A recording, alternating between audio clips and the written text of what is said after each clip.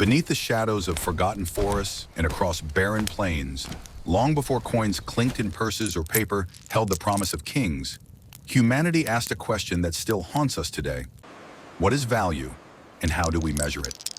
In the tribal era, there were no banks, no ledgers, no minted currency, only survival, trust, and the fragile weight of human need. I need Food this. spoiled, weapons rusted, and yet tribes exchanged more than just objects. They traded safety, loyalty, and even sacred symbols that bound them together.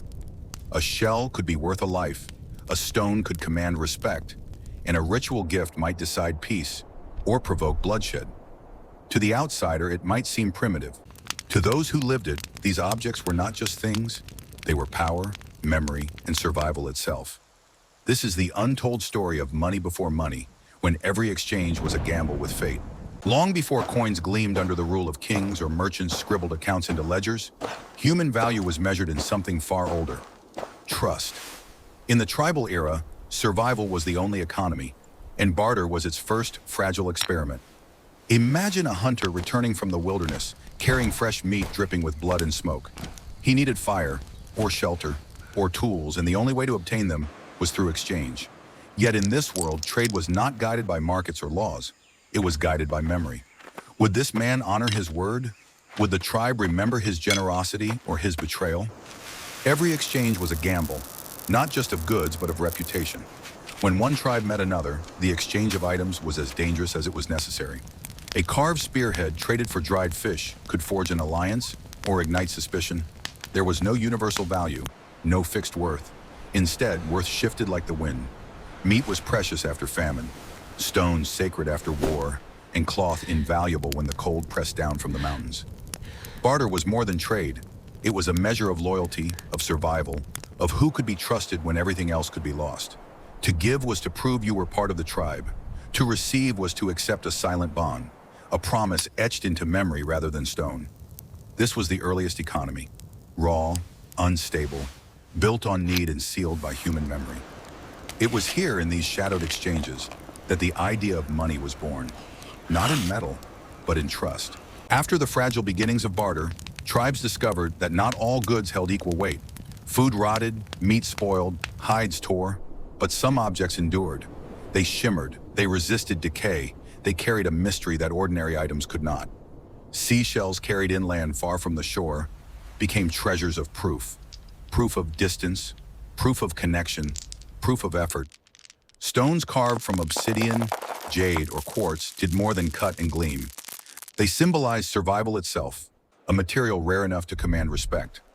Feathers plucked from exotic birds, beads shaped from bone, and polished teeth from great beasts became symbols that transcended hunger. These rare objects transformed from mere possessions into something greater, markers of identity, status, and trust. They were portable, durable, and desirable. They could travel across tribes, carrying meaning with them. In their shimmer and rarity lay the birth of Proto-Money, an object no longer valued only for its use, but for what it represented. In the tribal world, a shell was not just a shell. It was proof of risk, of travel, of triumph over scarcity. It was a story made tangible, and that story could buy survival. To the modern eye, tribal exchanges might look chaotic. Why would shells, stones, or feathers be considered valuable? Yet hidden within these choices was a primitive science, born from survival and careful observation of nature. Tribes understood that true value came from scarcity, durability, and symbolism. A shell carried from the sea into a desert tribe was not just beautiful, it was proof of a journey, an object tied to distance and effort. Stones like obsidian or jade were not chosen randomly. They were sharp, strong, unbreakable, a material that could mean life or death in the hunt. This instinct for rarity was their chemistry, their physics, their economics. When tribes traded, they judged value by asking, how difficult is it to obtain? How useful is it for survival? How lasting is it against time? Just as we today trust paper and metal stamped with authority, they trusted items shaped by nature, scarcity, and myth. A feather from a rare bird could symbolize courage. Salt carried through dangerous terrain could keep entire families alive. In their own way, these were equations of survival, a natural science that decided worth. Thus, tribal money was not just about beauty or ritual. It was about observation, about testing nature's rules, about recognizing that rarity, effort, and endurance transformed an object into something far greater, a measure of trust, a unit of survival. In tribal societies, value was never just about survival. It was about control. Objects of worth carried invisible weight, and in the hands of a leader, they became tools of authority. A chief who could give more than he received was feared, respected, and obeyed. His gifts were not generosity, they were chains of loyalty. To accept was to bow. To refuse was to risk exile. The so-called gift economy was both a bond and a battlefield. A necklace carved from bone was more than decoration. It was a sign of submission. A chieftain offering livestock was not losing wealth. He was gaining warriors bound by obligation. In these moments, trade became politics. Power flowed through shells, stones, and sacred offerings as surely as blood flowed through veins. Even disputes of war or peace were decided by this silent economy. A lavish gift might seal a fragile truce. A meager one could spark insult and bloodshed. The objects themselves, feathers, stones, meat, salt, were not merely traded. They carried invisible strings of dominance and survival. Money in its earliest form was never neutral. It was a weapon wielded by the powerful. Scarcity was the silent enemy of the tribal world. No matter how carefully shells were treasured or stones were carved, the truth remained. When food vanished and the rivers dried, survival outweighed symbols. In the harshest seasons, even the most sacred objects could not fill empty stomachs. This desperation often turned exchanges into battlegrounds. A necklace of teeth might buy peace in summer, but in winter, when hunger hollowed the eyes of children, peace shattered like clay. Resources became both treasure and curse. A salt pouch could spark a war. A store of grain could divide a tribe. The promise of rare feathers or obsidian meant nothing to starving hunters who needed meat. In these moments, the fragility of tribal money was revealed. Value was not eternal. It shifted violently with nature's hand. And when scarcity pressed hardest, alliances broke.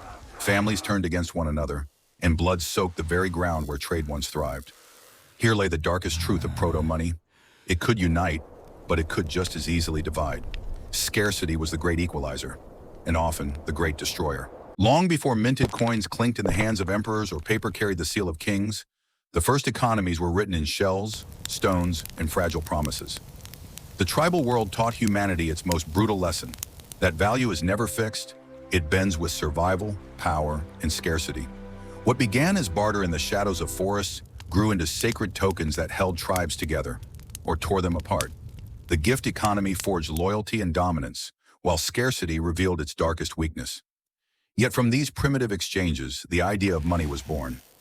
Every coin, every banknote, every digital transaction traces its ancestry back to these ancient fires where men and women risked everything on trust, ritual, and survival. The legacy of tribal money is not the shells or stones themselves, but the human truth they carried. That value is a story we all agree to believe. Without that story, no object holds worth. With it, a feather can command loyalty, and a shell can decide life or death.